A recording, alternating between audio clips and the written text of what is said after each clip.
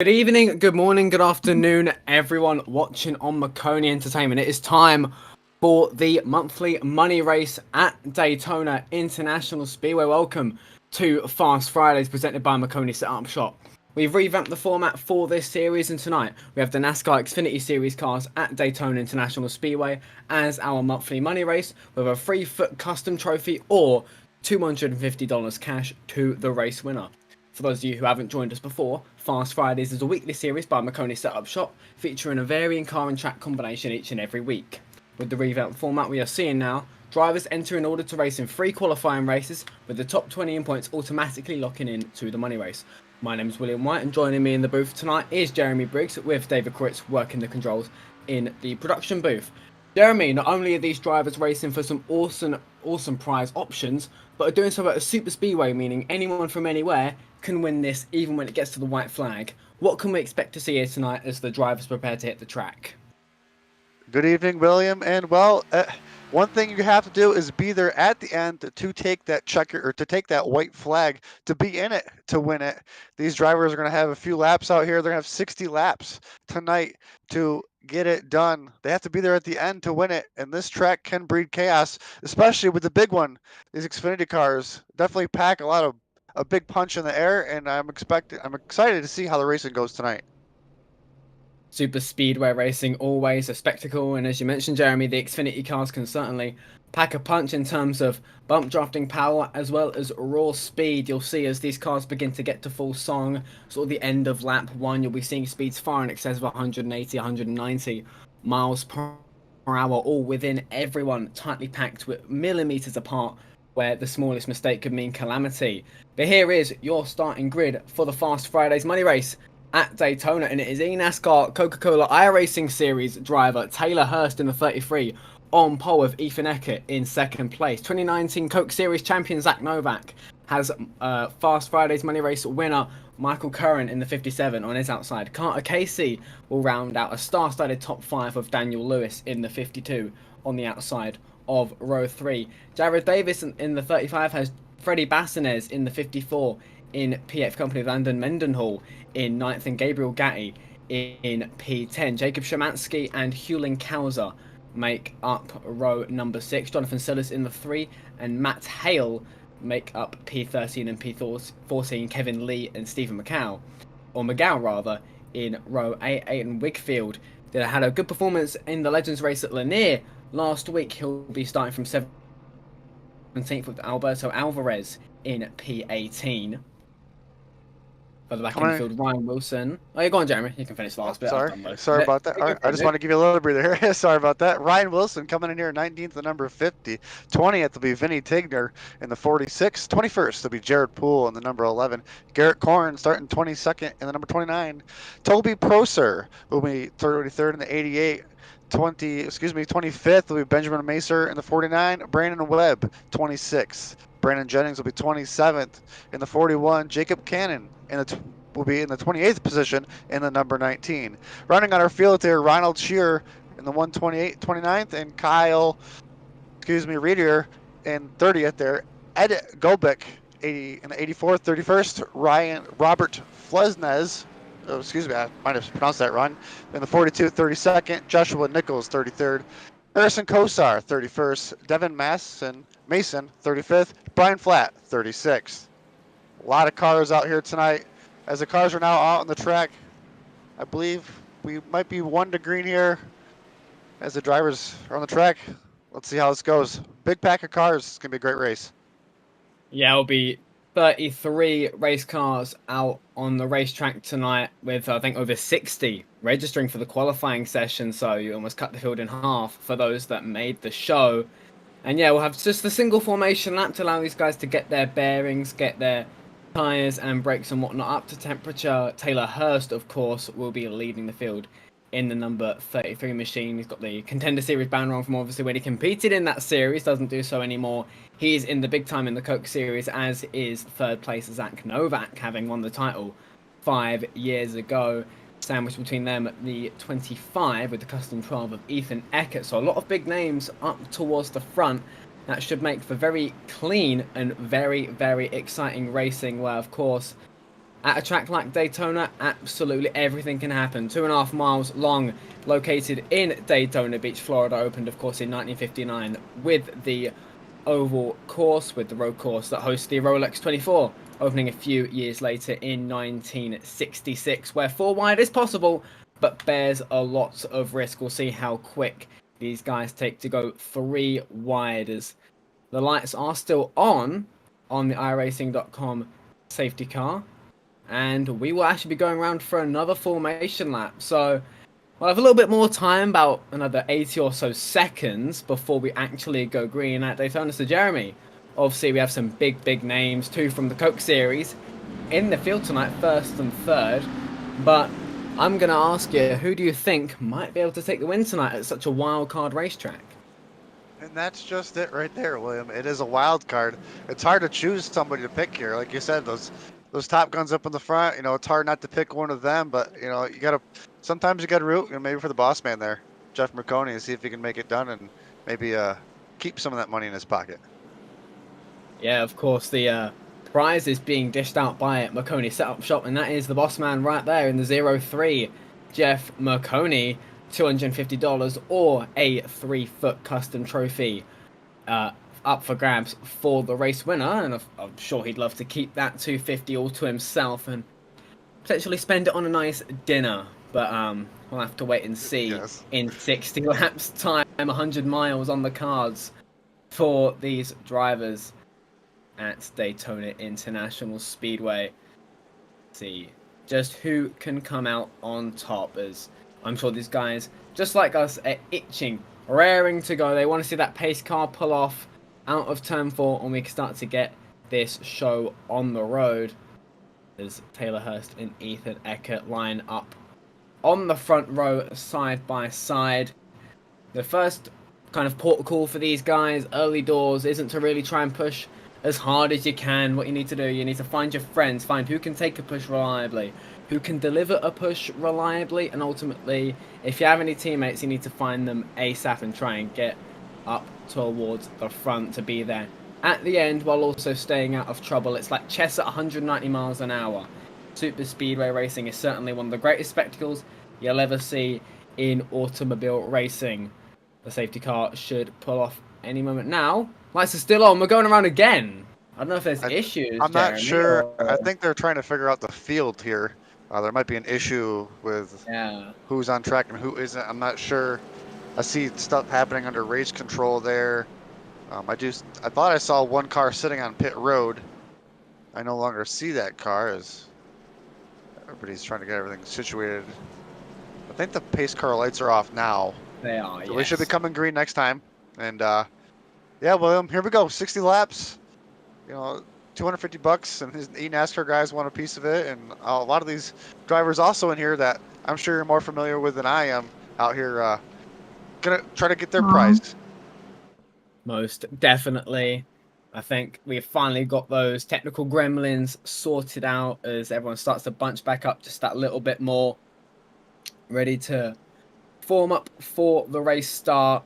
Behind, of course, Fred, the pace car driver, ready to hand over to Barney, the flag man, to get this race underway, with Taylor Hurst leading the field to the green. You see, everyone, that is an absolute horde there of 33 race cars, with every single one of them having an equal chance of winning. You do hear the fables of the super speedway specialists and whatnot, and maybe they're more likely to win on any given day, but such is the nature of super speedway racing. That specialist could get caught in a wreck, and all it takes is one flip of a coin and an underdog can take victory on the high banks of Daytona. So we'll have to wait and see. We won't know really until the checkered flag flies who will win this race. There will not be any foregone conclusions, as now the pace car lights, as we mentioned, are now disilluminated, which means we are officially going green this time by it's Taylor Hurst and Ethan Eckert that will lead the field to the green flag at Daytona. $250 or a 3-foot custom trophy on the line for the race winner. 33 drivers all want their piece of the pie. They enter the Geico restart zone now. They hand over to Barney the flagman. And we are green at Daytona. Taylor Hurst and Ethan Eckert leading the field. Zach Novak and Michael Curran there in tow in the 5 and the 24. You just see all 33 of these cars roar up into in excess of 190 miles an hour. It looks to be Ethan Eckert with an early advantage here over Zach Novak, as Taylor Hurst, I don't know where he's gone. I was just going to say, he disappeared there. I'm dear. not sure where our pole sitter, what happened. I was watching him and it disappeared. I just got back to the racing here. It looks like Taylor Hurst might be gone with Ethan Eckert now in the lead here. Ethan Eckert with a push from Michael Curran, able to clear 2019 NASCAR champion Zach Novak there on the bottom, then the number 5 Rise Esports machine. As Ethan Eckert now leads the inside, Michael Curran leads the outside. They're all pretty formed up within the first 5 cars on each row. Then they start to get a bit more dispersed further back as everyone tries to find their bearings. Smooth and steady here as everybody's trying to figure out what happened with the leader. They're going down the back stretch. Everybody's still 2 by 2 by 2 pretty much through the first, I think 10 or 15 rows. So, excuse me, 10 rows. And looks like everybody's just smooth and steady and just getting the feel for the cars. We got 60 laps of racing. I do believe we'll have to make 1 green flag pit stop if needed. I'm not sure what the fuel mileage is on these cars, as we are side by side into turns 3 and 4 early on. Very close, bumper to bumper. These top 4 cars are really showing their strength here early. They know what they're doing. Yeah, everyone trying to find out just exactly how hard they can push these cars with regards to bump drafting with the 52 and the 5, tasked with trying to push their line leaders as hard as they can without spinning them in front of the entire field. It is like a proverbial tightrope there, trying to find that balance between pushing a guy and wrecking a guy. But so far, Zach Novak as well as Lewis in the 52 seem to be balancing that act rather well. As it stands, Michael Curran there with just a nose on Ethan Eckert, but you see these guys aren't quite pushing hard just yet, because of course, while they do have to find that balance between not wrecking the guy and pushing them up towards the front, temperatures, especially in the Xfinity Series cars, can be quite problematic. You can only really push hard for a couple of laps before that engine risks expiring at 190 miles an hour, which could really end badly. And you don't want to expire that engine early, because you got to be in here for the $250 or that 3-foot trophy. You said everybody's kind of just nose to tail. Everybody's evenly spaced right now. Just a little bit of bump drafting down the straightaways here. Smooth and steady. We're just completing lap 4 on the charts down the backstretch. Like I said, everybody's 2 by 2, and we're going to get some good laps, looks like, so far to start this race. Yeah, there'll still be 56 laps to go when they cross the stripe, with everyone behind Eckert and Curran just trying to get a decent amount of air to their radiators and their grills there to make sure their engine stays at a decent temperature to push when they need to towards the end of the race. As they come across the stripe, Michael Curran, I think, just about led that lap there over Ethan Eckert, but by mere thousandths. We'll see if it remains like that at the end of lap number 60, as they already get a little bit loose there. Ethan Eckert clips the apron ever so slightly, but well held by the driver of the number 25 there, being pushed by Zach Novak. Didn't seem to be a contact between the 25 and the 31 there, but just enough potentially aero interference to get that number 25 a little bit unsettled, but he remains inside line leader with no real concertina effects caused further behind. But of course, those stack ups, those accordion effects, are something you have to be wary of on these super speedways. Everybody's still smooth and steady here. We're, I think, what is that, 10% through the race? Yeah, no, sorry. Maybe a 5% through the race here. And we had one car, I think, coming off a pit road. Not sure who that was. Ethan Eckert still up front. Everybody's, I know from real life scenarios that top line usually does come in pretty strong, and it looks like they are starting to get organized on the top. As it looks like a couple cars are starting to bail out on that bottom line, as these tires are starting to finally get some heat in them, and they're starting to know what they feel like.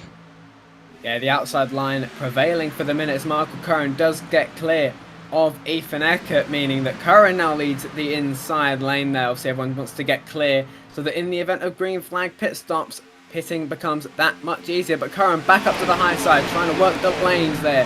He catches the run of the high side, trying to take them with him. As the 52, I think, got a little bit loose there. Lewis, well held there. Might have had some rear end contact from the 54.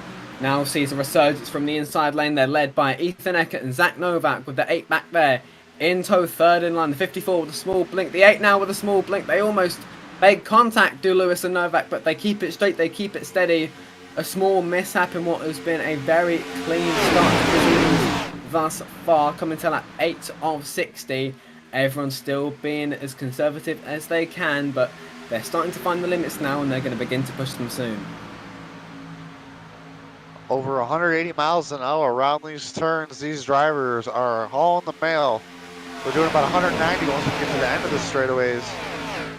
Like I said, fuel mileage will be really nice in the back, but up towards the front, they're burning every ounce of fuel. So I don't know if it makes their pit stops any shorter, but maybe those drivers towards the back might have a better advantage when it comes to getting more fuel in. Most definitely looks like the guys at the front will be burning more fuel. Of course, they've got no slipstream to act off of when you get really towards the back of the pack. They're likely not hitting full throttle at any point during the lap. Meanwhile, the 24 and the 12 there, Ethan Eckert and Michael Curran, as we got a little bit sideways there as a collective going into turn 3. Those guys are full throttle the entire way around. They are not lifting off that gas pedal one bit, and that will of course be burning more fuel. But if you guys want to pit as a pack under green flag conditions, which of course you do, if you pit by yourself, that will put you in a really deep hole. It tends to be dictated by who has the least amount of fuel. So often the guys at the back that pit with the pack tend to have a surplus. We got a wreck. I believe we got a car on the wall. Oh, he does one on his side. In the middle of the track, now on all fours. Caution is out. Not quite sure who that is. Toby Prosser there, the single British driver in the field. We saw him last Fast Friday season driving an IndyCar and almost won that race at the Brickyard. Now finds himself on his side there as the one gets into him. Man. Big impact there. Oh, and he collects a few more. I think he collects Jeff Maconi, collects the 8 as well. Aidan Wigfield there gets into Toby Prosser. And Prosser on his side, down the banking he slides. Thankfully, as long as he can get that car back to pit lane, he will have a fast repair at his disposal to use, as does everyone in the field. But that is a big, big accident that if he can't get that car back to pit lane, Toby Prosser's night might well be over. Limping it back here. It looks like they're just coming out of turn 4. As the leaders are getting caught up to the pace car, we'll see if anybody takes pit road right here to maybe top off some fuel if they can go to the end. I have to wait and see exactly what fuel mileage is like. I wouldn't think that they can quite make all 60 laps. I think maybe 45, 40 might be that magic number. But of course, we'll see exactly how many cars decide to come down pit road. If it's everyone, you can probably safely assume that they're either miles off or they're safe. These guys do have a few sets of tyres at their disposal, and I think 3 at their dispensation in the pits. We'll see if anyone elects to come down pit road this time. Ethan Eckert is going to pit road. Michael Curran staying out. Zach Novak comes in. Lewis stays out. Everyone behind them begins to come in. A few drivers stay out. But for the most part, people are coming in. It wouldn't be for a fresh set of boots, as tyre wear isn't as big of a factor at these super speedways. Potentially, they just want to be safer on fuel should there be green flag pit stops. Looks like I've counted about almost 10 that have stayed out. Almost, I think about 15 have stayed out. So I think this has split the field in half. 15 it looks like took and got tires, or no, excuse me, just fuel.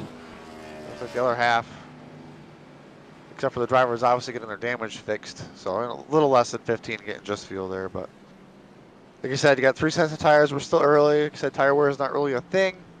But fuel mileage wise, you know, they're almost in their window to go the rest of the way. You said almost about 45 laps, and we're almost 15 laps in. Yeah, definitely a rough ballpark. I would take that valuation with a pinch of salt, but I think that's around what the Xfinity cars do achieve around this racetrack, with the field currently being led by Michael Curran and the 52 machine, who are both elected to stay out, as did everyone back to around P10. Michael Curran has, of course, won a couple money races before in his time, is no stranger to the big leagues and the big race scenarios and will no doubt be a tough driver to shake, having led 6 laps already tonight. He will be one trying to stick up towards the front as best he can in the number 24 machine. But of course, there's around 30 hungry drivers all wanting to take that prize away from him. And we'll be coming back to the green shortly, as I believe the lights will be coming off of the pace car this time by, which will allow the field to double up and start to get in formation ready for the restart. But now, Jeremy, these guys know kind of how the cars bump, and they know the limits roughly. But of course, there's still a few drivers up here now that weren't up there before, so they wouldn't have had much bumping practice up towards the front in race conditions. Could that potentially increase the chance of a caution breeding a caution here early doors? Well, one of the drivers that was running up towards the front, Ethan Eckert, just went back down pit road. Looks like he's going to top off on fuel potentially. Like you said, maybe cautions breed cautions. We got 2 different strategies here. Maybe Ethan Eckert now deciding he might want to just top off and ride towards the back. As the leaders of Kerwin and Lewis will be our front row, I believe. As we will have about 48 laps to go when we come back to the green. Yeah, 48 laps to go, so we are officially a fifth of the way done as of when we get back to the checkered stripe with the 91 of Anden Mendenhall and the 04 of Hewling-Kausen, now your designated pushers, as it were, for this next stint here with Michael Curran and, of course, the 52 of Lewis leading the race at the minute. We'll have to see exactly how these guys can push, whether they were as good as Zach Novak and Ethan Eckert and company before them, or whether we'll start to see cautions breeding cautions, as we mentioned earlier. Lights are off though on the safety car. Fred, the pace car driver, will soon hand back over to Barney, the flag man, ready to wave the field back to the green this time with 48 laps to go. We're a fifth of the way through proceedings, and we've already had one major accident and a couple heavy hitters taken out early doors here. But everyone, as you see on the ticker there, 33rd, Jared Davis, only 2 tenths off the lead. No one is officially out of the race. Everyone still running, and we'll have to wait and see which one of these 33 can take the prize and can take their piece of the pie. The pace car pulls off now into the pits. Barney, the flagman, hoists the green flag up in the air, ready to wave the drivers back to racing conditions, led by Michael Curran. And the inside line with a much better getaway. Anden Mendenhall is right there with Curran in the 24, the 91 clear of the 52 as the outside line did not get organised, did not get a good start at all. And a front 2 breakaway there for Curran and Mendenhall there as the 52 of Lewis tries to get his line moving. The 91 going to start to push the 24 hard, see if them two can break away. Different faces up front might lead to some different moves. Like you said, might lead to another caution. Like you said, different start. We were 2 by 2, nice and even that last run. A lot of scatteredness seems right here early on as we try to get organized going into 3 and 4 as the leader tries to make the top block, and man, it jumbled them up. That was close. As we're coming around to complete this lap, they are now organized 2 by 2. Let's see if they can hang on to it. 3 wide. 3 wide top side there as we come to the stripe, led by Zach Novak. He wants to get back towards the front as soon as he can. Michael Curran made that block to the top, trying to catch the run there. Didn't quite work out for him. They survived, but it almost ended in tears. The 52 into the back of the 24, trying to push him in the corner. It can work, but it's definitely a bit more risky. Here comes the 5 and 54 up on the high side. Zach Novak with a great deal of momentum. Does Curran choose to block the run? He, I think, hesitated a little bit there. Too late on the decision there, and we are 3 wide for the lead. Mendenhall bottoms, Novak top, Curran the meat in the sandwich, the 54, the 52, and the 08 tasked with pushing their respective drivers 3 by 3 by 3, 3 rows deep at Daytona. We're only the quarter of the way through, and it's already getting very, very intense. Extremely intense, but it looks like that top line is starting to prevail with that eNASCAR driver leading that top. One of the best in the business to do it. A champion in the series. There's a reason he is. Oh, we got a spin in the back. Everybody's missed it. Oh, they're piling in. Oh, another big one on the exit of turn number 2. Multiple cars involved. See the 47, the 8, the 128. That's Ronald Shira as well. Spinning down the back straight. They all stacked up in turn 2. They had a spin in the mid pack and it caused a massive chain reaction. Have a look at the replay on Maconi Entertainment. Going through turns 1 and 2. We'll see which drivers converged on each other. See the 91 and the 22 there. 22 gets down to the apron. Gabriel Gatti checks up, trying to avoid that, and everyone piles in sympathy. That's Joshua Coolbrith. Had a podium finish last week at Lanier and has now got a missing bonnet on that car. As Simon Baggers with a big hit there. Ethan Eckert came flying back up the track. The 35 of Jared Davis involved as well. Vinny Tigner as well. A lot of consistent names that we've seen a lot in Fast Fridays collected in that incident. And it seems like these concertina effects and these stack-ups, Jeremy, are really proving to be deadly early on. I think having the different drivers up front led to oh yeah, I think that's Ethan that was involved in that wreck. Ethan Eckert, our leader early on, who went back to the pack to ride it out. Unfortunately, did not work out as Zach Novak is now our leader. Like I said, different faces in different places going to lead for a lot of things to happen. That explained right there. We were about 4 rows deep of three wide, and Daytona, it's really tight. It's easier to do at Talladega, but Daytona, it's hard to do 3 wide, especially all the way around the track 4 deep. Most certainly can be. It's a lot narrower than its sister track, Talladega Super Speedway, where 3 wide is possible and is very doable, but of course it does come with that risk, with 4 wide being very, very risky and barely possible in any sense. We'll see who comes down pit road this time. Zach Novak does come down pit road. He's got the 54 for company, but that looks to be just about it.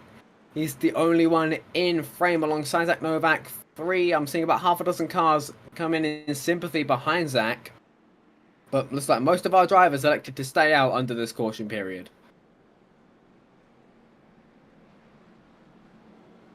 As the pace car lights are now off, this looks like it's going to be a quickie caution so we can get the show on the road. As those cars come off of pit road, they'll be in their respective positions. We got a lucky dog that time as well. And Michael Kerwin will be our leader, I believe, this time. With Andon Mendenhall on his outside net. Zach Novak in 3rd. Daniel Lewis 4th. And rounding out the top 5, Jacob Szymanski. As we get ready to come back to green this time.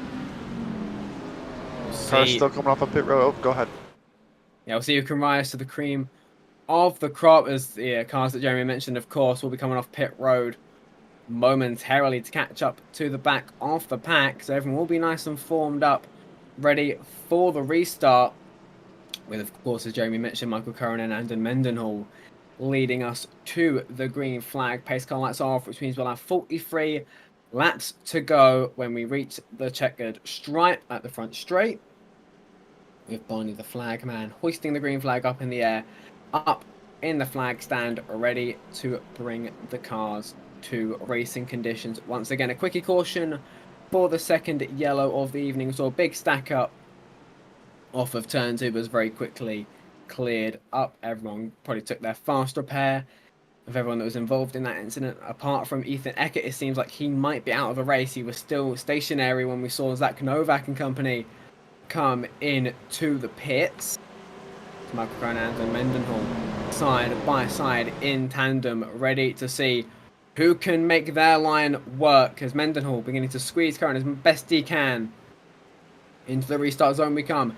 Barney waves the green flag, and it's Curran with the far better restart here. As the outside line really not organised. The 24 has the 52 for company on the inside. That should pay dividends for the inside runners as everyone begins to get formed up. They're 3 wide behind them already on the restart. And in Mendenhall, not with much help, only has the 08 behind him, with Curran and Lewis leading the field. Here comes the 29 as well for help as well. So we already see 5 cars formed up on the low side. Make that 4 as the 29 shoots to the high side. That's Korn now trying to lead the outside and trying to get himself up to the front. We got 2 separate packs. A little bit of racing starting to change things up, as that second pack is now starting to get a little bit organized and gain some speed back on that first pack. Hopefully that does not lead to any chaos when they get there.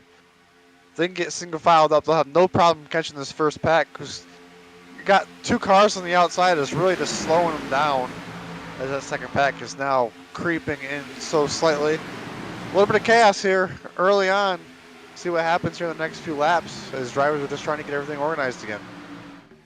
Definitely looks like a very chaotic affair as we see another car very much out of the way there on the apron coming out of the pits as we saw the cars start to break away a little bit on the restart there. The bit of an accordion effect in the mid-pack caused that split, but now it looks like everyone's starting to converge on each other once again. The 52 and the 24 still leading this race of Hewlin-Kauser as well as the 29 there, trying to push their respective line leaders up towards the front. We're reaching a third of the distance completed. It's lap 20 of 60, 19 laps on the board for these drivers as everyone got really loose coming through the trioval. They managed to hold it as Gabriel Gatti now starts to make his way towards the front in the number 24. Of course, Curran carrying that custom 24 scored as the 57, but now it looks like the inside looks a bit more organised at this moment, with Lewis beginning to pull away by over a car length with help from Hewlin-Kauser. I think the one problem the outside line is having right now is they've got a car out there that is just blinking away. I'm not really sure how to get around it. I believe that 08 of Jacob Szymanski might be the car that is blinking right now. And these drivers are just trying to figure out how to get around them as we complete lap 22. Excuse me, lap 21. Sorry, lap 20. On 21. Wow. Whew. Now we're too wide again. Everybody's starting to get caught back up. Blinking seems to be subsided. Lines are starting to get formed up. Chaos train has arrived. Definitely looks like chaos could be on the cards here at Daytona. Michael Curran now clear off the 52. Does he elect to drop down? He does not. Still sticking with Korn in the 29 for the time being, up on the higher side. Andon Mendenhall there, third in line. Here comes the 53. We haven't spoken on him much tonight there. He's up third in line there, trying to help Hewlin-Kauser, as well as Lewis there in the 52, trying to get towards the front. Korn pulls out, thinks about a three-wide move there, but thinks better of it as they cross the stripe with the 53 there in the pack there. That's Kevin Lee trying to give a push to Hewlin-Kauser, and Lewis in the 52 trying to clear Michael Curran, who's been up at the front all night long, has been really the only constant so far tonight. And with lap 22 of 60 now on the cards, almost halfway finished, Michael Curran definitely looks like someone who is a threat to win this race. But of course, everything can change on a dime here at Daytona. I'd be lying if I didn't say that these cars look like they're a little loose right there for the 07. Holds onto it. Back. Oh, we got a spin. Can everybody get around it? Self spin. Looks like everybody's going to clear it. No yellow. Looks like the 34 spun out, now going back just past pit road here. The 34 car spun out back going. No yellow. That broke up the field big time. We'll have to see how this pans out. We'll have to see what trouble has befallen Matt Hale in the 34. This is a replay, of course, of that incident. There's an apparent self-spin. We did remain under green flag conditions. He's about 8th in line at this point. Got the 9 behind him. They do go 3 wide just behind him. That definitely isn't helping with the pack breaking apart. As you see there, this is the 52. Still leading on the replay. Matt Hale, as there's a big stack up right in front of them. The 07 got loose on the apron, and the 9 tags the 34. And under live, not on this replay, back live, we are under caution. We'll see what's happened. We haven't caught it. I believe the 08 of Szymanski might have spun out as well. An accident while we were looking at the replay of Matt Hale. Jacob Szymanski might have had some trouble. We've seen him with his connection and blinking issues so far tonight.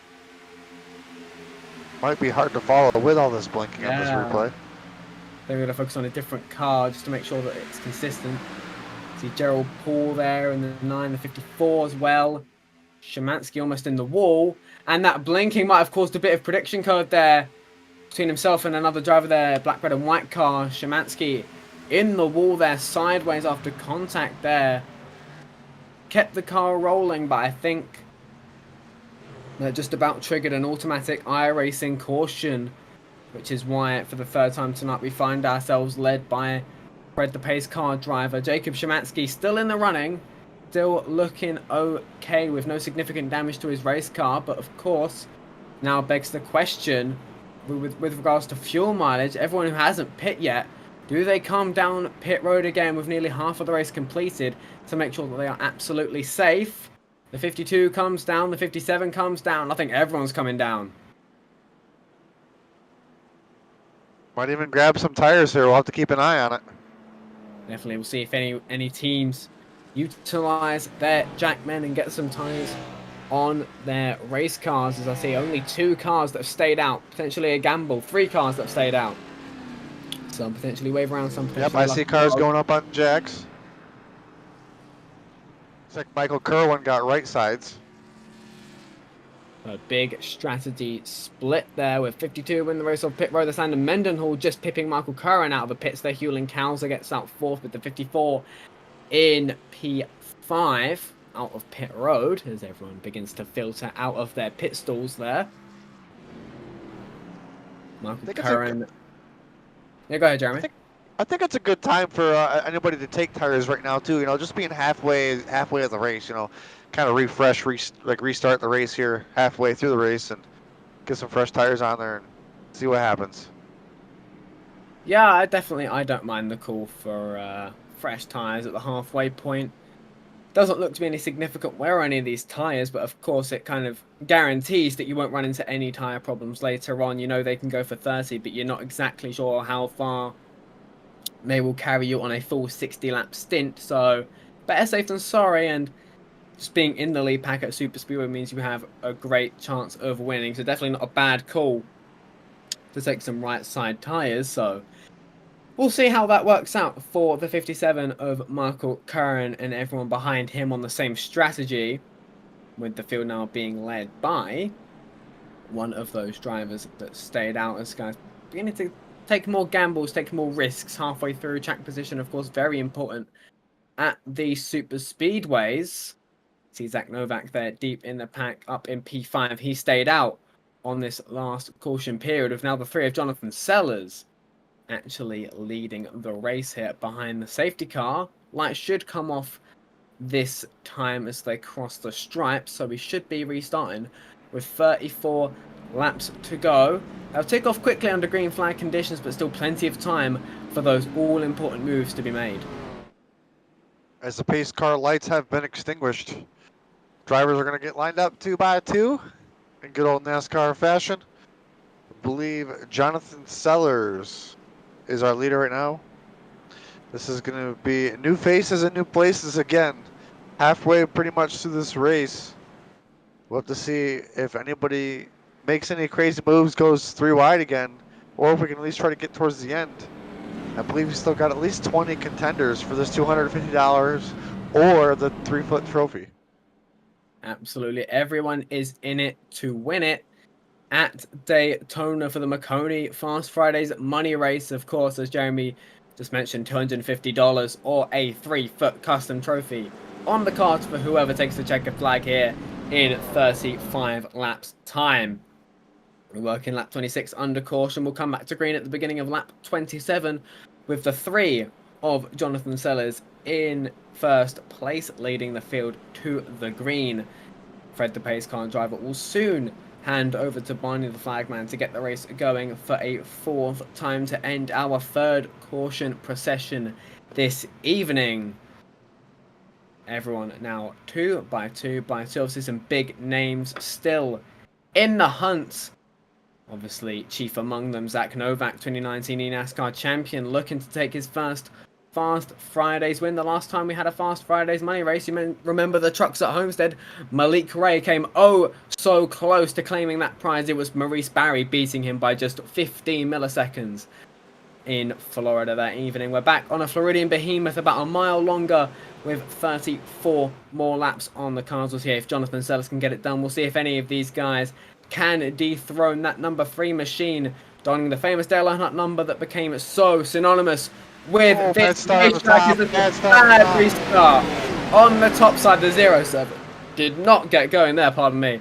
Yeah, the 0-7, nowhere to go there. Couldn't find the gas pedal, and that has really broken apart the pack. 5th on back, as that means Jonathan Sellers with a very comfortable restart for 49 begins to pull out, trying to get the move done. But here is Zach Novak in support of the 3. That's going to be big for Jonathan Sellers to have that support of Zach Novak there. 49 with no help, drops back down to 3rd in line. Shira just behind in 4th. Zach Novak, though, pushing Sellers. They're single file throughout the first half dozen cars. There's a big run coming by the 52 on the outside with a push. Oh, I believe the 57. As looks like Novak's going to pull out, go to the top. Novak's going to lead this lap with a power move to the top. Novak leads that lap with Daniel Lewis right behind him, giving him the push here. Daniel Lewis with a big push to the number 5 machine as everyone begins to get very stacked up. The 0-7's in the wall there. As he comes back down, everyone scurries to avoid him. They're still making contact. They just about keep it straight through turns 1 and 2. No caution yet as Daniel Lewis now pulls towards the low side there. Kevin Lee as well. Zach Novak down to 3rd on the inside line there. The 52, the 53 working brilliantly together. There's now new high side leader there. It's the number 19 Toyota there, trying to make the moves up on the high side and see if he can get that line moving, as Zach Novak now has to try and push Kevin Lee and Daniel Lewis up towards the front. We're almost halfway here, 32 to go. And another lap, another new leader. Jacob Cannon led that lap. Still Daniel Lewis right there in 2nd, coming across the stripe that time. I'm not sure how many new leaders that is. I have to check my numbers at some point. But it looks like we're off to a good start with different names up front. Kind of leading to a little bit of chaos. We got about 10 cars in this lead pack, and it's single file back through there for about 6 cars. And then behind them, they are just trying to get themselves sorted out, as we still have, I believe, at least 20 good contenders for the end of this race, as we are getting ready to almost be to halfway. 31 to go this time by. You might see another new leader. There's one up in the wall towards the back of the pack. We stay green at Daytona so far. Bumpers flying across. That's Matt Hale facing the wrong way, and we are under caution for the 4th time tonight. Matt Hale involved in another accident in the 34. Gabriel Gatti just about avoids it. We'll see what caused that accident towards the back of the pack around the top 20 as they came to take 31 to go. It's a very slow Valvoline car there in the middle there, it looked like. Potentially a stack up caused by that. And it ended with Matt Hale having a lot of carbon fiber confetti careening off his car around the halfway stage in the race, but that does mean that we are now under caution for a 4th time just as we reach halfway, with Jacob Cannon leading the field for the first time tonight. Freddie Bassinez in a race high P2 as well on the number 54 machine. He's been up front all day long, hasn't quite led a lap, I don't believe. Daniel Lewis as well up in the top 3. We're seeing a lot of new names, but of course some of the old firm still standing strong halfway through. I do wonder at some points whether or not we'll start to take it a bit easier on these restarts, as while there isn't much time left, I don't know if these guys want to keep trundling around under caution the entire race. As it looks like right now we have 7 cautions for 9 laps. This will probably be caution lap number 10. 20 laps of green, 10 laps of caution. That could be a little tiring, I'm sure, and hopefully, like you said, everybody will get the picture and kind of let it sort itself out here, and hopefully we get a good 15, 20 lap run here towards the end, and get a good show. I believe everybody should be good on tires. Everybody should be good on fuel this time. If anything, maybe people taking care of some damage, I believe, on pit road. But besides that, it should be a pretty quick caution, as I believe, like I said, everybody should be good on fuel this time. Yeah, Jacob Cannon still leads the field. As you mentioned, everyone good on fuel and tyres. They should be good to go to the end and give it absolutely everything, but as long as they don't push the limits too much and cause any more accidents, we should be good for an entertaining green flag run when we say bye-bye for a 4th time to Fred, the pace car driver, as he still leads the field under yellow flag conditions for potentially one more lap. The lights might become extinguished as they cross the stripe this time. We'll wait and see as they drive under the flag stand manned by, of course, Barney the flagman. Lights are still... There we go. Lights are off on the iRacing.com safety vehicle. Essentially a quickie caution there triggered by race control. Jeff Maconi there, the boss man in the 0-3, wants to get the race back up and running. It'll be Cannon and Bassinez, two Toyotas, both donning JGR numbering. I don't know if they're teammates, but they're certainly doing old Joe Gibbs proud. They're up at the front. No strangers to winning on the high banks in real life. Seeing if they can replicate that success in Fast Fridays, but Daniel Lewis and Michael Curran will not make that task easy for them. 28 laps to go when we come back to the stripe. Jeremy, you were predicting more or less chaos when we come back to the green. Well, I'm hoping for less chaos, but the way tonight's been going, there's probably gonna be more chaos. These green flag runs, you know, they get everybody strung out in the beginning. They get all kind of spread out on these restarts, and then they get all bunched back up, and then we're wrecking again. So hopefully we can get it figured out. And like I said, it's just a lot on the line. I completely understand where these drivers are coming from. All sorts of different skill levels out here, and we're gonna get ready to come back to the green. Such is the beauty of Fast Fridays. You've got past NASCAR champions mixing it with some newbies on the service, as it were, everyone learning the tricks of the trade, and they're learning from the best tonight at Daytona, with the likes of Taylor Hurst and Zach Novak being in the field, as well as some regulars on Fast Fridays that definitely know their way around a racetrack, two of which, Jacob Cannon and Freddie Bassinez, find themselves 1 and 2 so far here at Daytona. 28 to go. They're in a good position to be there at the end. They just have to keep their noses clean and try and keep the momentum up. Fred, the pace car driver, will pull off for the 5th time tonight to end our 4th caution period. Barney the flag man hoists the green flag up in the air, ready to wave us back to racing conditions. 28 to go at Daytona. We are green at Daytona Beach, and it's a fairly even restart for Bassinez and for Cannon, with Lewis and Curran in tow behind them, but of a bit of a split from 5th on back. Tell you what, there's absolute chaos back here, about 15th on back on that restart. There was cars just about everywhere. It looked nice and calm up front, but in the back, man, I think they were 3 wide coming to the line. There was a couple cars almost sideways wrecking. Like I said, as we get done with this restart right here, we got a couple cars up front. The rest of the pack is strung out, but then everybody gets caught back up, and that's where chaos brews. So let's see if they can get everything figured out, as we have 27 to go next time by. And Curran there with a big push to the back of the 54. Bassinez now clear of the inside line. He now leads. Jacob Cannon on the inside. Freddie Bassinez back up to the top. Catches the run of the 24. We'll have a new lap leader this time by Freddie Bassinez.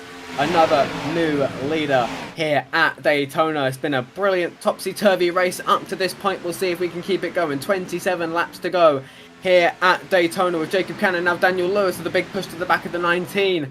The inside line looking to have some good momentum. Here comes Kevin Lee as well, 3rd in line. Jonathan Sellers as well there in the number 3. Everyone begins to kind of understand exactly how hard you can push these cars. These guys have all had experience up at the front tonight, and this could make for some really intense pushing up towards the front. Curran trying to get into the back of Bassinez, trying to get that 54 up back towards the front 26 laps to go. We'll see if Jacob Cannon begins to work the lanes, whether Freddie Bassinez can again get clear of the inside. Looks like about a 14-car breakaway right here at the front, as everybody's starting to get everything figured out. Like you said, 2 by 2, 26 to go, $250 on the line, or a 3-foot trophy presented by Maconi Setup Shop there. And these drivers are really letting it all hang out, put on a good show right now, as we're 2 by 2 by 2 by 2 for about 5 rows deep. Definitely looking intense, but still very clean for the minute. Let's not jinx it, of course. The fabled commentator's curse of Bassinez does get clear. Back to the inside goes the number 54 there. Michael Curran now has a push from Zach Novak. We'll see as those two begin to come back up on the high side. Do either Cannon or Bassinez block? They stay low for the minute. Curran still leading the outside line with a push from Zach Novak in the 5. More cars in support, in tow, and now Curran to the outside of Bassinez. Cannon thought about it, decided against it, as here comes Curran now, trying to take the lead. Curran, Bassinez, your front 2 leading the way. As Bassinez hanging on, as he's getting heavy pushing there from the Cannon machine in the number 19, right behind him. as that second pack has almost caught back up. Looks like there's one car, 2 cars back. They're straggling the 10 and 36, and looks like the pack's all getting bunched back up. Momentum starting to swing as the inside line's getting really organized. The inside line definitely looks to have the momentum on their side at the minute. So here comes And they Daniel changed their Lewis. mind. Pulls out on the number 19 onto the tries to catch the momentum of the outside lane with a push from Michael Curran. Here comes Freddie Bassinez as well, and Cannon and Lewis bang doors into one. They hold on to it, the 52 and the 19 banging doors. They're 3 by 3 behind them. The Ethan Eckert started second in this race on the high side, trying to make the big bonsai move back towards the front of the field as they all, it looks like a hornet's nest in the mid-pack as back up towards the front we go. Bassinez working the lanes, back up to the top, trying to catch Daniel Lewis's run and stay up in P1. Here comes Jacob Cannon back on the inside, now with help from Kevin Lee in the 53. Almost clipping the apron is Lee, but stays in the throttle and manages to stay straight as Ronald Shira down below the yellow, got forced down there. It seems they're 4 wide right at the back of the pack, trying to sort it out. Shira holds on. Lewis with a big bump to the back of the 54, trying to see if there's an opening. Bassinez back to the bottom. Here comes Lewis now on the high side. Cannon clips the apron. That could open the door for the 52 and the 24 to try and get the run. Bassinez back up to the top. Here comes Daniel Lewis. We're 3 wide now at Daytona. Curran goes with him. Bassinez might be body trapped in the middle. Who does Novak go with? Novak goes with the 54. The 52 does get clear. That could spell bad news for Curran, as he only has Hewlin Kalzer in tow. He doesn't have support in numbers there, does the 24. As Ethan Eckert is going to join that top line. He is 2 laps down, maybe trying to get his laps back the old-fashioned way with all these cautions we're having. Might be trying to jump up there towards the front. His back is almost a wreck right there in front of him. Here's the chaos. Everybody's gotten bunched back up. We're 3 wide now towards the middle of this pack, and they are making it happen. Ethan Eckert bailed in the top lane. That's going to spell trouble for Kerwin. Kerwin's going to continue to back up as they are still side by side up front now. You see Daniel Lewis now leading laps for the first time in a little while, as he's been a push-up for a long time tonight. Now finds himself in the catbird seat with just 22 laps to go. He's got Freddie Bassinez for company on the outside. There are some new faces trying to work their way up towards the front there. See the 87 of Steve McGow's. Daniel Lewis gets turned at the front of the field by Jacob Cannon, and that will not trigger a caution flag. It's a single car incident with the 52. We stay green at Daytona. It's heartbreak for Daniel Lewis, who now needs a caution to be in contention. Here comes Zach Novak. Pulls out from behind Freddie Bassinez to the inside, and the number 5, 2019 eNASCAR champion Zach Novak back to the point with a push from Jacob Cannon. Freddie Bassinez still leading the outside. That caution might come quick that driver might need, as they are now 3 wide with 20 laps to go next time by. These drivers know what it means right now to win this money or this trophy. As Ethan Eckert continues to march forward, being 2 laps down. He's got nothing to lose. He's like, you know what? I'm just going to go to the front and try to get a lap back and see if it all plays out with more cars if we get a late wreck in this event. 20 to go now, 2/3 of the way through proceedings here at Daytona. You see Jacob Cannon, and the field implodes behind Zach Novak. Kevin Lee's involved, Jacob Cannon, Freddie Bassinez, the 53, the 8 as well. Everyone's in it. Gabriel Gatti through the grass as the field implodes. Jonathan Sellers as well is in it. Everyone at the front of the field absolutely implodes at the front. As you see Jonathan Sellers there was leading, or was not quite leading, but the 19 still got turned potentially by Freddie Bassinez. Kevin Lee gets sideswiped. Ethan Eckert just about makes it through, as does McGow. As does everyone behind them. They'll filter down to the bottom. It looked a little bit bigger on the live feed, but still heavy hitters taken out here. Sellers, Cannon, Bassinez, all involved. Carter Casey as well. Kevin Lee. We saw Gabriel Gatti go through the grass. The 47 as well, just about hanging on. A big one at the end of 2/3, and we're going to have a restart with about 16 to go, Jeremy.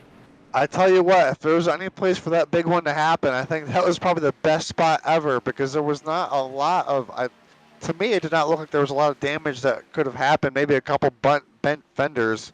There was maybe 1 or 2 pretty square hits, I believe, but like I said, I think that was probably the best case scenario for the big one to happen. We'll have to see how many drivers have to pit and get some damage fixed. We will certainly wait and see. Of course, these drivers do have one faster pair, which will be valuable if you haven't used it yet for those drivers that were involved in that accident, which I think most of them would still have their faster pair available to them. But Zach Novak did a good job, as did Ethan Ecker, Andon Mendenhall, and Steve McGough there. Currently your top four. They all avoided that accident as the top six, or parts of the top six, parts of the top 10, all speared down to the bottom of the racetrack, entering turn number 1 as the field imploded, as it was. See everyone now pacing behind Fred for the 5th time tonight, led by Zach Novak in the number 5 machine, scored as the 31. We'll see if the lights come off this time, but I don't think they will. I think we'll still have one more lap of single file pacing as the lights do remain on. 2 to go under this caution period. It's currently lap 43 of 60 at Daytona. And Jeremy, with that big field implosion, what do we now expect to see with what is a fairly late restart here? I expect chaos. I believe I see drivers right now on pit road getting tires. I believe Jeffrey Maconi is one of them. A couple drivers getting the fast repairs might be getting fresh tires as well. With just 15 laps to go, few cars left. I mean, I've probably about 15, 20 cars still left, and you know, why not grab some tires and try to make it happen? Just grip it and rip it. Rip it and rip it, certainly the name of the game here at Daytona. Zach Novak, Stephen McGough will be your line leaders when they come back to the green. Chaos definitely on the cards, especially with a limited amount of laps remaining when we come back to the green flag, as Zach Novak, no stranger to winning on super speedways, you would imagine, definitely knows what to do to keep that number 5 machine up at the front. But of course, anything can happen on the high banks. I thought for a split second that Novak might have been involved in that last yellow as the field began to implode, but he managed to escape unscathed. They'll have one more lap when they come to the stripe behind Fred, the safety car driver, before we take the green flag again with 16 laps to go. Anything can happen, and anything probably will happen at Daytona, not least when there is $250 or a 3-foot custom trophy on the line. If you're over in Europe, that's about 1 meter tall, so definitely not a small trophy by any means. Of course, it's customized as well with your name and all types of engravings to make that trophy truly yours.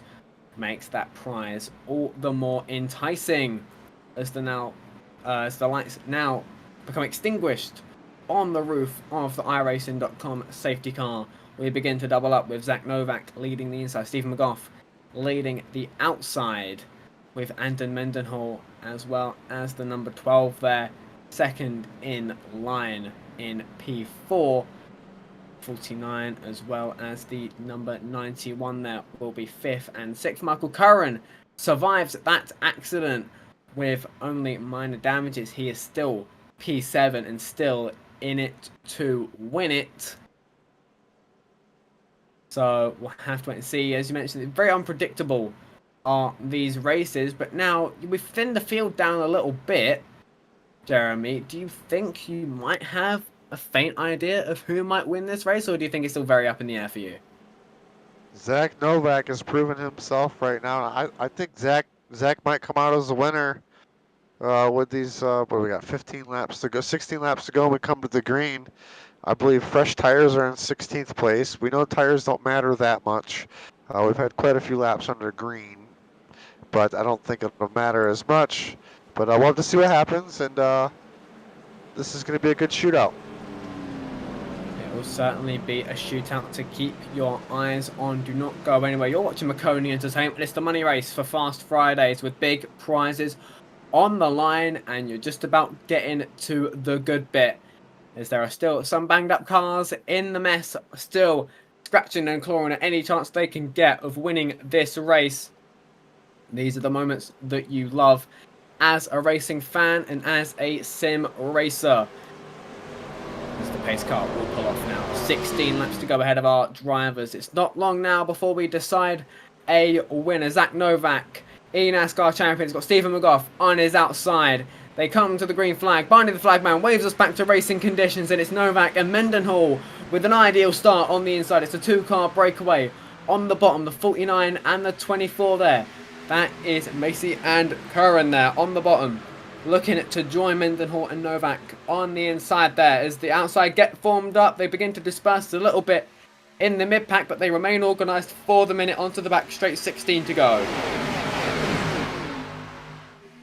Probably one of the best organized restarts I've seen yet from these drivers.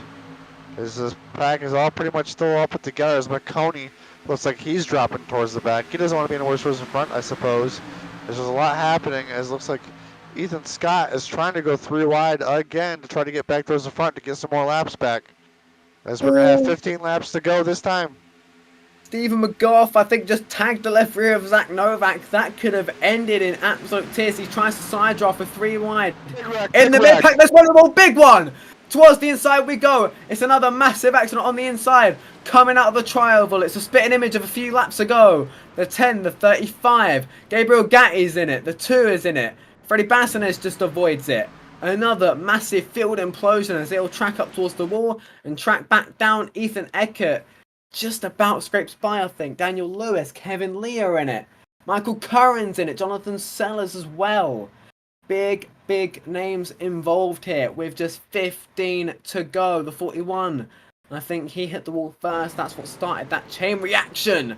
The 10 with a big impact. Bassinez as well hit hard as they will fly back up the track, and that is going to take out a good few more big names and some fast race cars. But still, Zach Novak just about survives the chaos. He still leads under caution.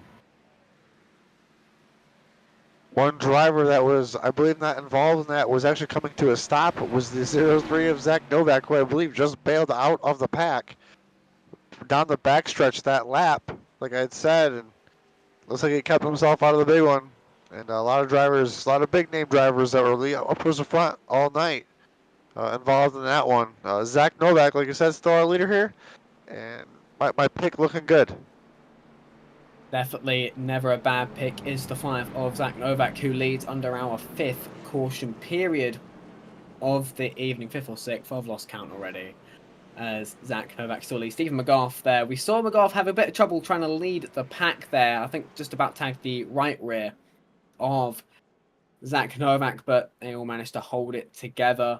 And Mendenhall will again be in tow with Novak on the restart. We saw that duo pull off with an amazing restart last time. We'll see if they can replicate that success when we come back to the green. But of course, there are a lot of cars that you would imagine have to take repairs, as in comes 3rd place and Mendenhall as well to the pits, and that's going to really shake things up. Zach Novak's going to have a brand new pusher there. You see the 12 there, 3rd in line with Macy. I believe that is in P4. So Vinny Tigner now tasked with pushing the 2019 Coke Series champion towards a potential victory. Lights are off on the safety car, Jeremy, so we will go back racing with 12 to go. Despite the field being thinned out quite significantly in that crash, personally, I think we're going to see even more chaos on this restart. A lot less cars, I think, will make for a lot more big moves because everybody won't be so bunched up. They can drop back, but it looks like a lot of cars are starting to roll off a pit road here, and hopefully we'll have a couple more cars back in it. Looks like we got at least 15 cars still in it. We got 12 laps to go when we go green. I believe we've had 9 cautions. I think my thing might be off, but it says 9 cautions for 17 laps, so it's been quite the doozy of the event this evening. These drivers will have 12 to go, and let's see if Novak can pull it off. We'll certainly see in a dozen laps' time whether Novak can hold off the pack and take a first Fast Fridays Money Race victory tonight for Rise Esports. He'll have Stephen McGough on his outside there, Vinny Tigner and the 49 of Macy as well in tow behind them. We'll have to wait and see who can take victory at Daytona. Zach Novak obviously is experienced, but still is tasked heavily with keeping a lot of quick cars behind him. It'll be no mean feat even for the best in the business, as Fred, the pace car driver, will pull off momentarily to hand the field back in control of Zach Novak and of Stephen McGough. 12 laps to go at Daytona.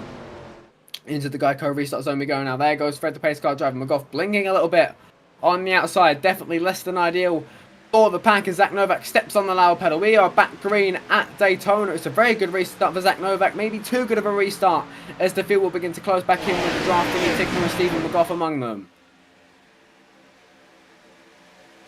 12 laps to go. Everybody was pretty much single file that just came off a pit road. The field's just slightly spread out, but everybody's starting to get 2 by 2 as the 12 car seems to be outside there all by himself outside of Novak. As Tigner. Oh, we got a wreck. Another big one. Sellers and Lewis to the inside, and it's again another caution. Sellers facing the wrong direction. Daniel Lewis as well involved. We saw that earlier on. We'll see another big one towards the mid-pack here.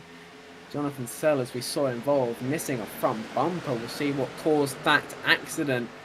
Looked to be only a 2 or 3 car incident towards the back. I'll be intrigued to see whether Maconi calls a quickie caution for this particular crash, but looked like maybe just a bad bump coming off of 2. Someone in the wall, I think, and they potentially just slid down. Yep, there goes Daniel Lewis right into the side of Jonathan Sellers. Brilliant camera work here by our producer, David Kreutz. See everyone, crystal clear imagery. Daniel Lewis just tags the wall. Jonathan Sellers manages to keep it out of it. But that looked to be just about the only 2 cars involved in that crash. Certainly the 2 that came off worse. As they begin to rejoin the racing surface. No one out of the race from that crash. So we'll see if a quickie caution is cool. But as you mentioned, Jeremy, more of those big moves. And it doesn't seem to be going very well at the minute. It does not, as we're a caution after caution right there. Gonna have 10 laps to go this time. I'm assuming the pace car lights will be extinguished this time, as looks like there's just a couple cars on pit road and everybody is rolling and in line. I think will hopefully be a quick caution here. We can get some battle. It'll be about a 9-lap battle, and a lot of big names still towards the front, and a lot of newcomers still in the race to win it. We got $250 on the line, the 3-foot trophy, the other option, of course, or 1 meter, like you said, in the European standards. Us American English footy people are not fun, you know. So here we go. We got 1 to green, and let's see what these drivers can do. Definitely looked to have been a quickie caution there called by race control Jeff Maconi, as we saw only Daniel Lewis and Jonathan Sellers really came off worse in that accident, and then they look to spin off to the infield fairly inconsequentially. So I assume they'll be rejoining the action momentarily towards the back of the pack. Zach Novak, though, in all the chaos, has led for the past 3 or so caution sessions. We are on our 7th of the evening, and there'll be 9 laps to go when we come back to the green flag. They're definitely not ticking off as quickly as I'm sure some of these guys would have anticipated with all these yellow flags, but the race will be ending relatively soon. Of course, these guys do have 3 green-white checkers at their disposal should they have another caution late enough in the running. We've seen in real-life NASCAR, Nashville went into quintuple overtime. Not quite possible in iRacing. We are limited to just a triple, and if they fail that 3rd attempt, it'll end under yellow flag conditions, of course, but 9 to go. As it stands, hopefully, for the sake of the spectacle, it'll end under green flag conditions so we can have a nice photo finish as our viewers rightly deserve. But that is, of course, in control of the field. Led by Zach Novak, led by Vinny Tigner on the inside and outside, respectively, with 9 laps to go. It is now time to go big or go home. There is no more time left. You have to make the moves, and you have to make them now. If you want to be anywhere near the front, you have any chance of winning this race. Daytona rewards the risk, and fortune favours the bold on this classic stock car track. Pace car does now pull off to the pit lane. 9 laps to go.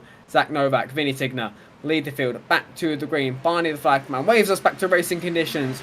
9 laps to go from Daytona, and it's Reeder and Novak with a decent start on the inside. Vinny Tigner tries to take the field with him on the outside to try and get that line moving.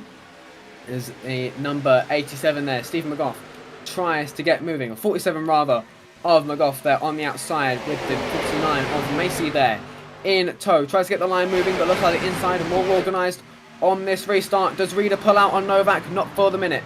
As the 9 now begins to enter the frame. Not seeing him up towards the front. That's Alvarez there in the number 9 machine in third in line. As there's a big one. Oh, LePage is the field. Got a Kevin LePage situation. That's a huge accident. Bassinez on his side. Lewis is in it. The 41 is in it. Cannon as well. The 35. Michael Curran in the 24. The 10. The 53. Kevin Lee. Maconi, I think, got in that as well. As the 07 look to have completely LePaced the field there going into 3. That was massive. We'll have to see. I don't know if those cars didn't see the driver on the bottom or if that driver came up, but we're going to see it here on the replay. That is a massively banged up race car. That's Henry Cowser there. Where it scored as the 36 with the custom 07. He's got the field coming up on him at a rate of knots. You see that car's not even pointing in the right direction as he tries to... He doesn't even try to pull off the apron. There's just so much closing speed. The field cannot react. You saw how quickly he came into frame on the live pictures. And that is a classic Kevin LePage moment. Alvarez, the first to have hit him, and that caused a massive concertina effect up the track. Macy, McGough, or rather, Macy is in it. Maconi was in it. Bassinez, who mentioned on his side. Alvarez, the first to hit him. Kevin Lee. Mendenhall as well at the back of the pack. And that is not going to look good for Henry Cowser there as Hewlin Cowser came in. Gerald Poole as well. Saw Daniel Lewis get involved. That is a massive, massive accident with a lot of good cars destroyed in that.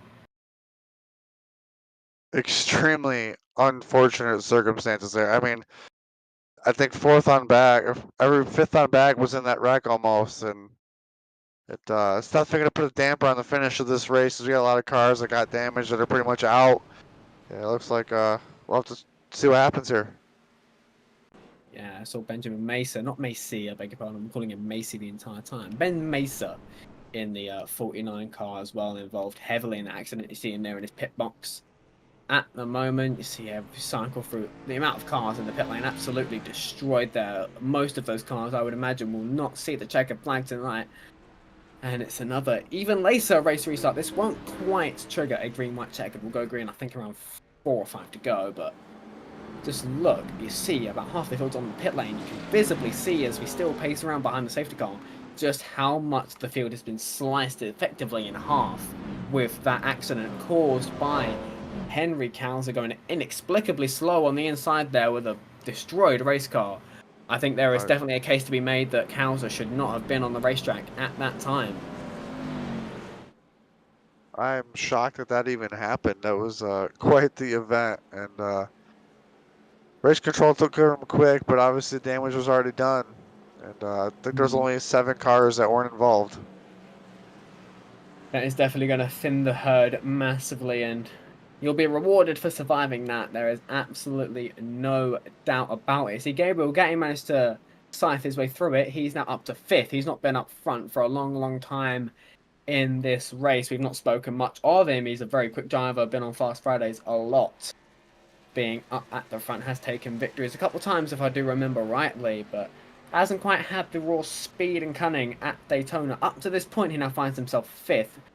Just by proxy of survival, and props to him for that, especially in that last accident where it seemed like almost the entire field got taken out. As we'll see if the lights come off this time by. There is still a large portion of the field not in this lead pack pacing, but who knows whether those guys are still even running as we cross the stripe this time. We'll see if the lights become extinguished with 6 to go. Zach Novak leading the field, and they do. So we will have a restart with 5 laps to go. With Zach Novak again still leading. He has held strong throughout the past 4 caution processions. And Novak looking to take a first Fast Fridays race victory. He'll have 5 more laps to hold off the likes of Vinny Tigner and McGough and Reeder and Gatti, all very, very quick drivers. We'll see if they can beat the best in the business. 5 to go for the 5. Lights are off on the pace car. And this is the time, Jeremy. You have to make those big game 7 moves, essentially. Where it's go big or go home. There is now literally no time to wait around. You have to go. Absolutely, you have to go. It's gonna, like I said, 5-lap shootout. These drivers are going to give it all they got. A lot of damaged cars in this field. It's going to lead to some chaotic moments.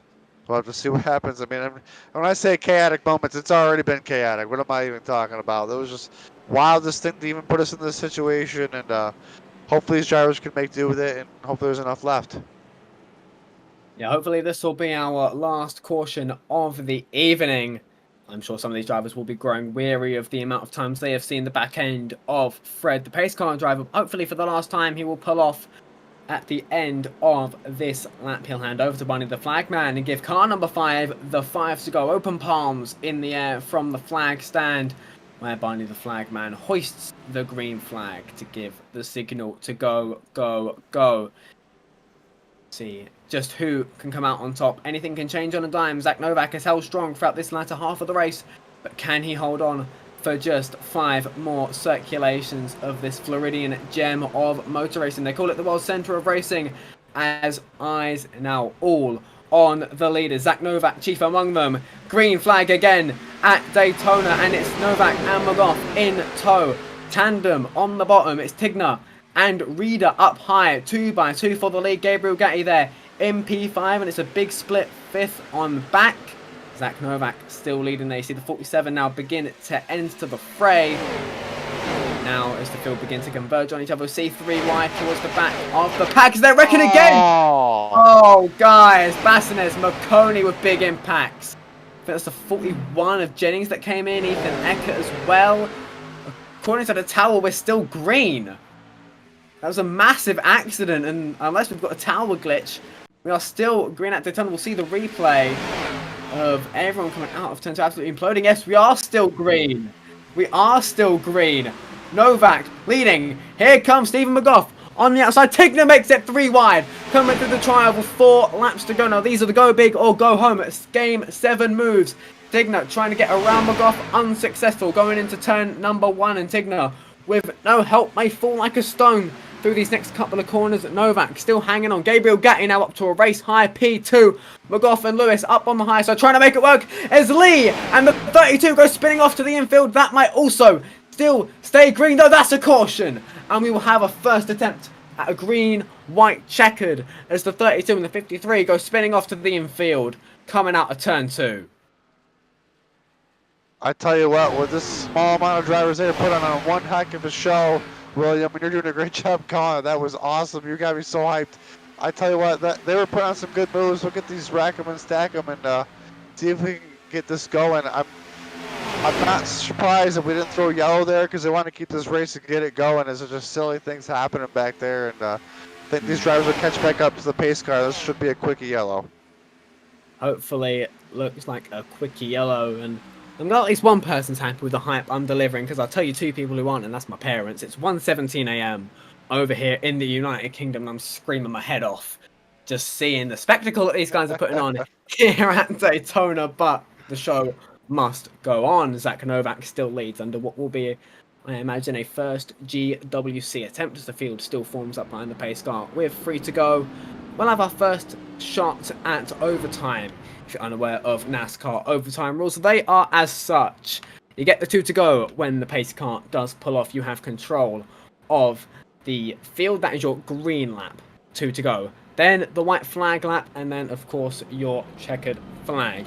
The caution comes out during your green flag lap with 2 to go. You re-rack, you do it again with 2 to go. The race will be extended.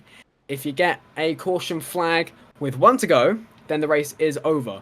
That can't happen on iRacing. They just let whatever calamity happen, and there will be no yellow, which can make for some very, very massive last lap crashes as everyone refuses to lift on the last lap. and it could definitely stir up some excitement. You get to the white flag, the race is official, it'll end under green flag conditions. No matter what happens on the racetrack, you could have cars limping to the finish if the entire field implodes enough. But alas, we now double up. 1 to go behind the pace car will give us our first attempt at overtime. Again, Zach Novak leading. He's won in overtime before in the eNASCAR Coca-Cola iRacing Series, but he's lost races in overtime as well. The first one that jumps out to my mind, Pocono 2022, just mere milliseconds between him and eventual champion of that year, Casey Kerwin. He'll be looking to right the wrongs of that evening tonight on the higher banks of Daytona. He's got Gabriel Gatti for company on his outside. He's got Stephen McGough and the other number 47. Got a row of 47s there in row number 2 with Lewis and Mesa in the third row. Pace car will lead them to the pit lane where he will hand back control to Zach Novak. Novak, of course, a specialist at these high pressure situations. We'll see if he can get one more for good measure. As I'm sure he's waiting tantalizingly. Oh no, I want to get this going. I'm running out of things to say. As I just want to get this race back going again. As do the rest of the field. They begin to form up bumper to bumper. They want to take every millimeter, every inch of real estate that they can and get themselves as far up the grid as they can. They're delivering the big pushes. You cannot be conservative with your bumper anymore. You have to use it if you still have one. There's been a lot of bumpers torn off tonight, but if you have one, you better use it now to try and get your car up to the front. You've got to make the big moves. You've got to make 3 wide if the situation necessitates it. Now, 2 to go. Finally, the pace car will pull off into the pit lane. It's Novak, it's Gatti up at the front. A row of 47s await behind as Barney the Flagman cracks open the freezer. It's popsicle stick time. 2 to go at Daytona. We're back green again as Zach Novak and Stephen McGough get off to a very good start on the inside. They will clear Gabriel Gatti, who moves down into P3. That's the number 47, the green 47 there.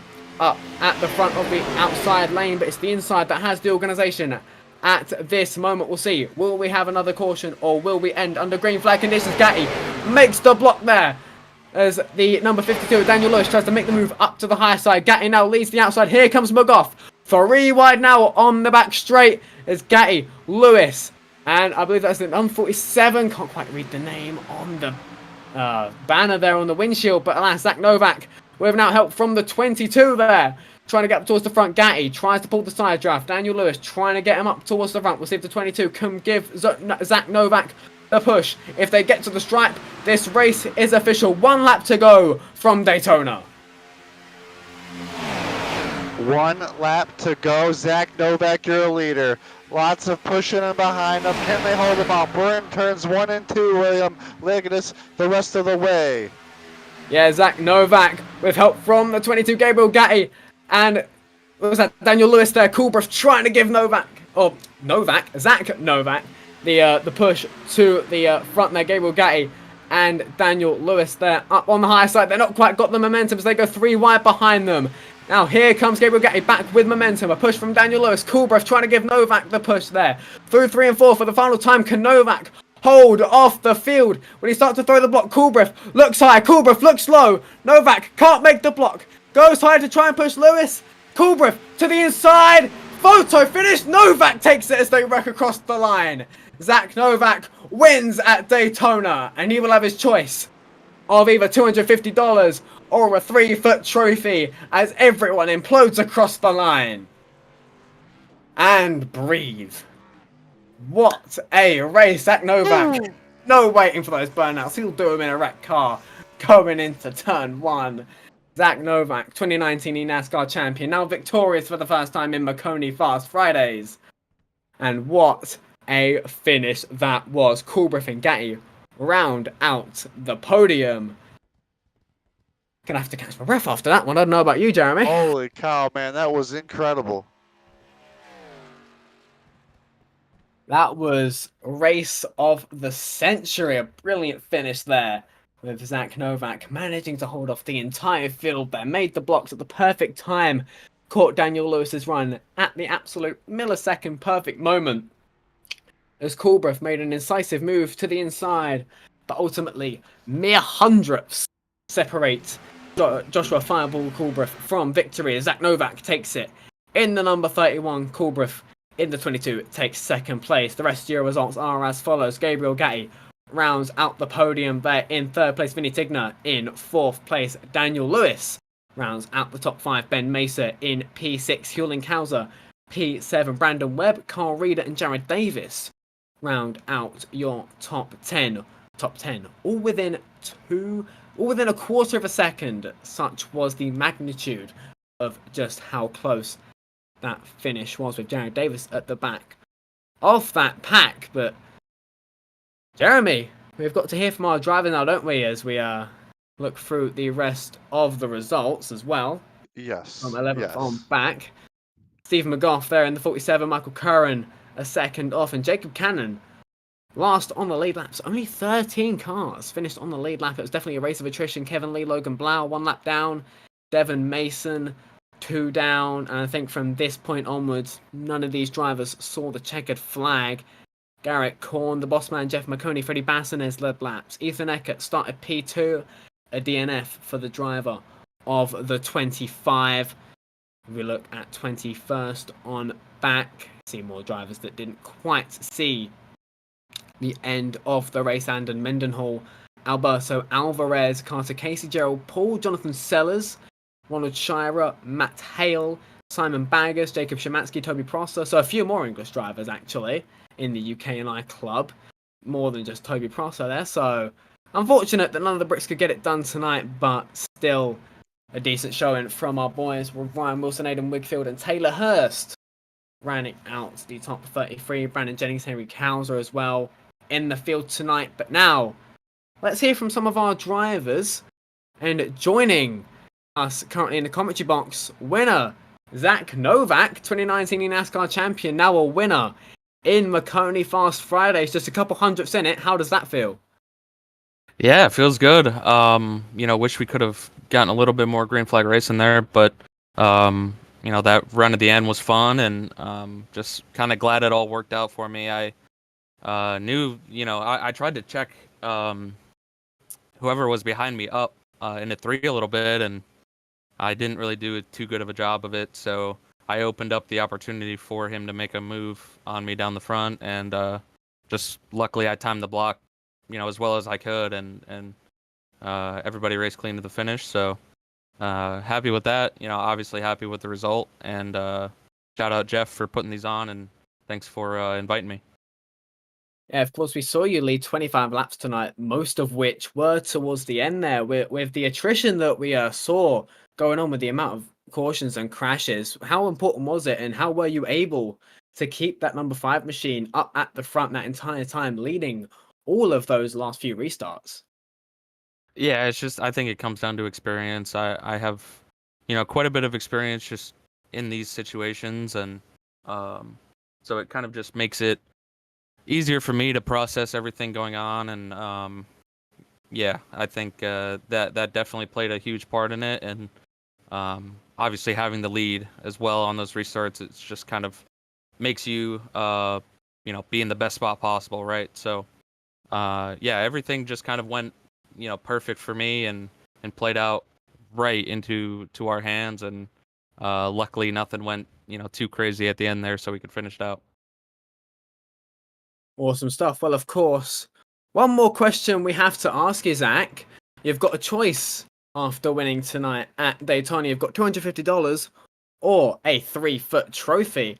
Which one will you be picking? Man, it's tough because I could use a trophy for my background, but if I'm gonna be honest, I think I gotta take the cash, so I'll take the 250. Well, your $250, Rich. Zach, anyone you want to thank for getting that 5 machine in victory lane? Yeah, just of course thanks to Jeff for everything he does, and all of his support to me throughout these last 4 or 5 years. He's really a huge part in my sim racing career, so I can't thank him enough for everything he does, and appreciate him putting on these events, and everybody at Oxygen Esports, Coca-Cola, Splash and Go Graphics, everybody that helps support our efforts in the Coke series, and yeah, just very thrilled to bring home this win and bring home a little cash. Awesome. Well, congratulations again on that victory, Zach. Thank you very much for your time. Thank you. So that was winner Zach Novak now joining Jeremy Briggs up in the interview room. It's second place Joshua Fireball Coolbreath, joined by Jeremy Briggs. Josh Colbreath, obviously it's up us guys up here in the booth. Second place, man. That was a chaotic race. Walk us through your night. I don't even know what to say right now.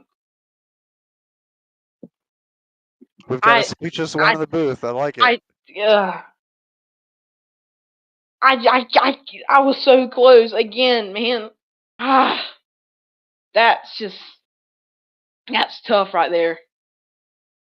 Man, you're side by side. You're side by side with Zach Novak, man. That probably means the world to you. What's it like being out there with these big dogs like that, and just being able to learn?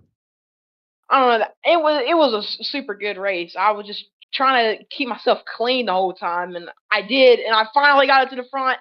I was trying my hardest to get side by side with them, and I did, and it was just too late. If it was like Talladega or something, I would have had them, but it was Daytona in the front stretch, or the checkered flag was just too early.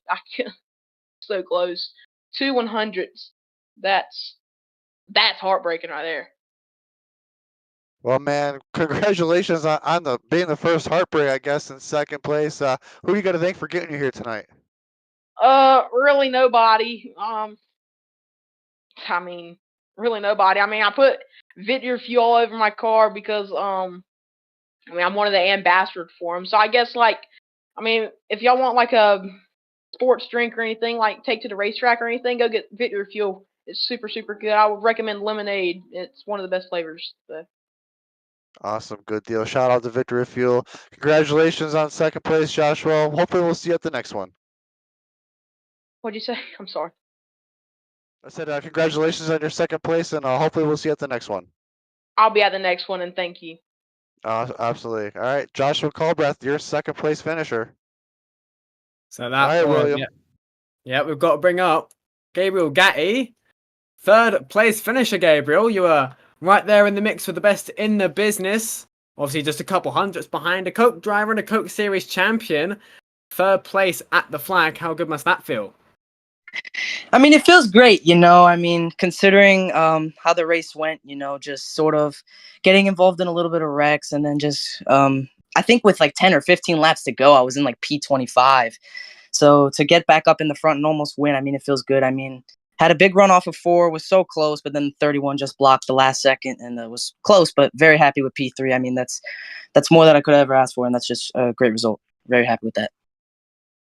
Yeah, of course, we saw you. We didn't really see you much at the front throughout this race, but of course you were there when it mattered most in those last handful of laps. What did it take, really, for you to be able to get back up towards the front after what was definitely a very tough and taxing kind of opening 3/4 of the race? Definitely avoiding wrecks, especially at a restrictor plate track, is a big thing. Just avoiding wrecks, fuel saving, just having the right strategy when to pit and just when you're at the mix and when you have the right amount of fuel at the end, that's when it matters most. So just avoiding wrecks, and then just getting your way up to the front when towards the end of the race. Well, of course, anyone you want to thank for getting the 24 machine up onto the podium for another time in Fast Fridays?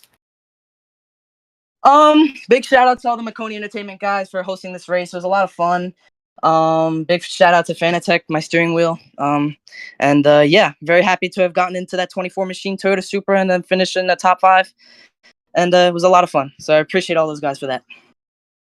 Well, thank you very much, Gabriel, for your time, and congratulations again, dude. All right, thank you. Have a good night, guys. So that was P3 finisher Gabriel Gatti, and that concludes our post-race interviews. We managed to hear from all 3 of our podium sitters, which is what we love to see. Just one final thing before we sign off. Jeremy Briggs, your final thoughts on tonight's race at Daytona? My final thoughts here, William, was that was actually a really good race when we had those green flag runs, and it definitely came down to the wire. It was at 63 laps, I believe, and it came down to the wire, and it was great to see Zach Novak, my pick, get it done, and excited for the next one. It was a pleasure to be up here, and thank you guys for having me, and yeah. It was definitely a chaotic affair at Daytona, but now the curtains draw on this lovely, lovely stage of automobile racing. We thank our race sponsors, Maconi Setup Shop, as well as, of course, our simulator software, iRacing, for hosting us tonight. Calling the action tonight was myself, William White, alongside Jeremy Briggs in the booth with David Kreutz up, pressing all the buttons with that brilliant camera work. Thanks to all our viewers a million times for watching tonight's race in action, and we hope you'll stay tuned to all of our social media pages for our next race, be it Fast Fridays, be it our coverage of the Maconi Setup Shop's C-Fix series, or our coverage of the eNASCAR Road to Pro qualifying series. Whatever it is, as long as you're tuned in, we are happy to have you. Thanks to all the staff at Maconi Entertainment for their hard work in bringing the race in action to you, and of course all the drivers for bringing the spectacle to the racetrack. Thank you once again for watching. We hope you have a very good night. We will see you at the checkered flag. Good night.